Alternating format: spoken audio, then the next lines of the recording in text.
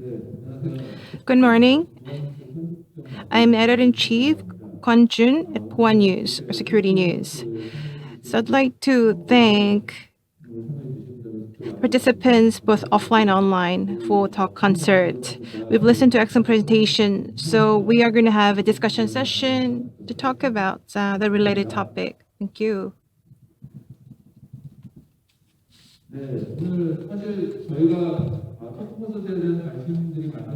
I know that you have huge interest in talk concerts, so we were thinking what agenda to talk about. So looking at this year, especially also the latter half, there is a dark web attack and supply chain attack and malware attack. So there are three keywords that would sum up all these types of attack. Dark web is one, malware, and targeted attack. So maybe we can actually talk about these separate topic, which they talked about. And then all in all, I think those in charge of security in your companies would get a very broad picture of the digital security. So thank you so much for all the excellent presentations to all the speakers. And I'd like to ask some questions now. So I'd like to ask Director Park Kyung-ju from S2W. We talk about dark web a lot these days. So corporate information will be on dark web and even a lot of secret information as well. So as security officials, to what extent do they have to be aware of and how to respond? I mean, they would think about all of these issues as security officials in companies. Do they have to go in and check these out themselves? So maybe at the corporate security level, what kind of response strategies are needed? So briefly speaking,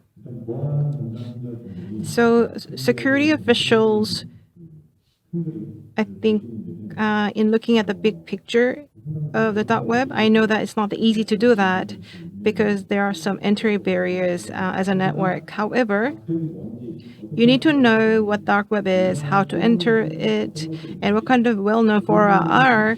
So I think you can Google these information to see the results.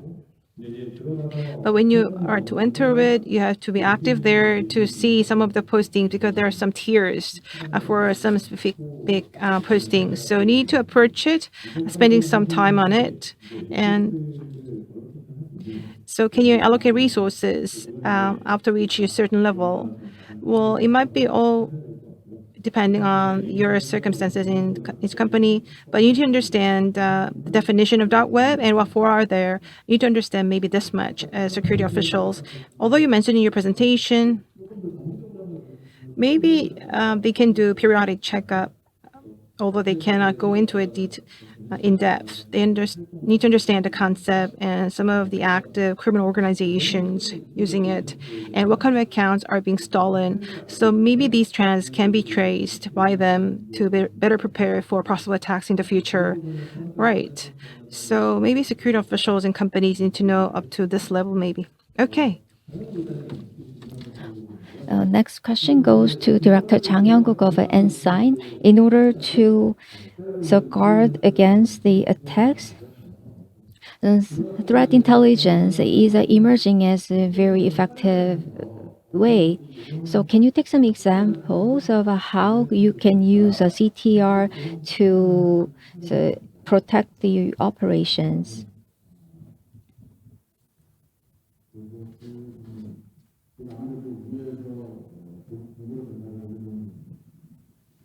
I cannot disclose all these customer information. However,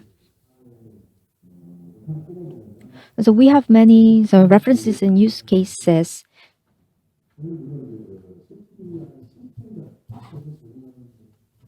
So we are providing the CTI, but we basically provide the security at the service level. So if threat intelligence is provided, then the customers can use the information to enhance the security. If there is a suspicious activity identified, in case of a So foreign the companies, we received the inquiry and started to analyze the intelligence. It was a phishing attack attempt, and we use it as the first vector. Unfortunately, we detected the problem and prevented the spread beforehand.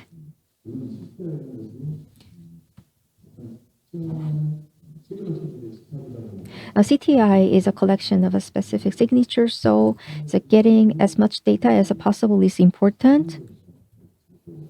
And we need to update this intelligence with the latest analysis. I think the CTI is emerging as a very effective technique, and it helps us to find the traces of attack. So I'd like to ask Mr. Moon from research. Recently, some attacks were from Iran, Russia, China, and North Korea. So there are some government backed up hacker organizations. But Korea is in adjacent with North Korea and China. So, but still, we don't have a high urgency or awareness about how severe these risks are. So not just ordinary corporations, but national defense corporations might be the targets for attacks, right? You gave us some examples in your presentation, but is there any signal or clues based on which they could check the current status of their security situation? Well, so looking back on the confirmed attacks from North Korea, I'm thinking, could they be able to detect them at the very beginning because the attacks are very sophisticated and systemic. Even security experts, even if they are committed to making early response, they would say that it's not easy at all. And there was this also the large range of Nuriho as well. So for nuclear energy and some of the specialized sectors of South Korea, there have been a lot of attacks targeting these sectors. So maybe I'm thinking there should be some specialized workforce to defend these sectors. And also there must be system support, anti-malware, and all these programs to be able to pre-defend.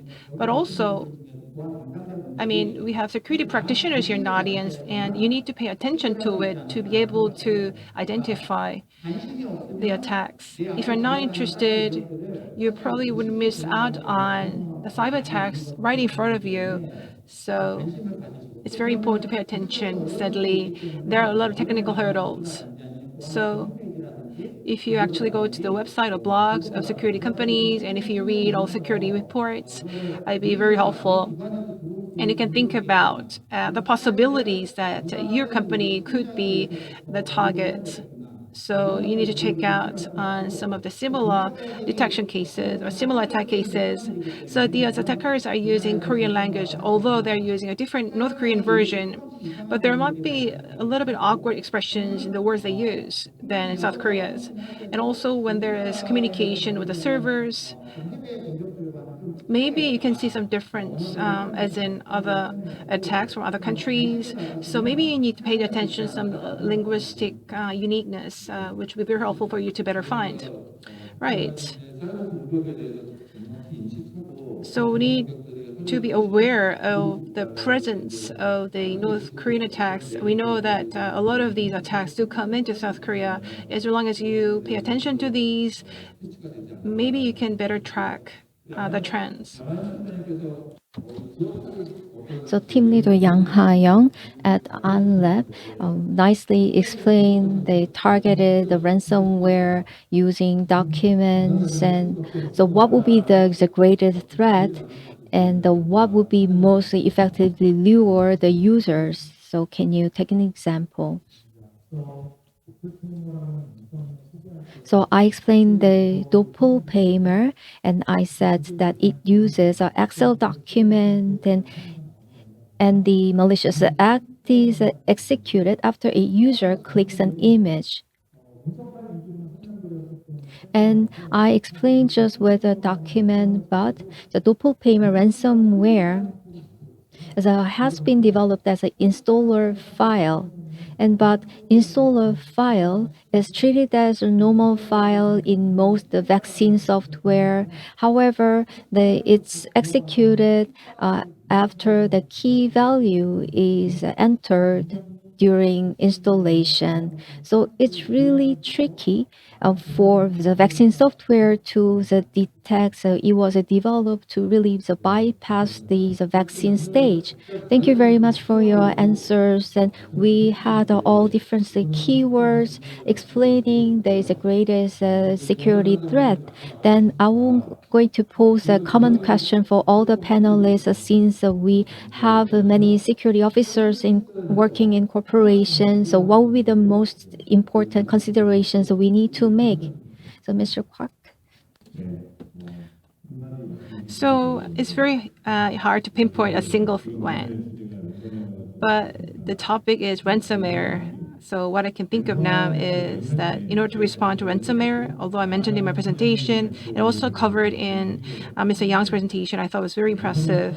So instead of just focusing on ransomware itself, you need to understand how they intruded at the very beginning, what infrastructure they use. You need to get a picture of the overall landscape. So within that very big picture, there are some specific points, Raja Lord, Stealer, or other trick bots, for example. So you need to also pay attention to these details. So IOC intrusion index, actually you would have to check these out, right?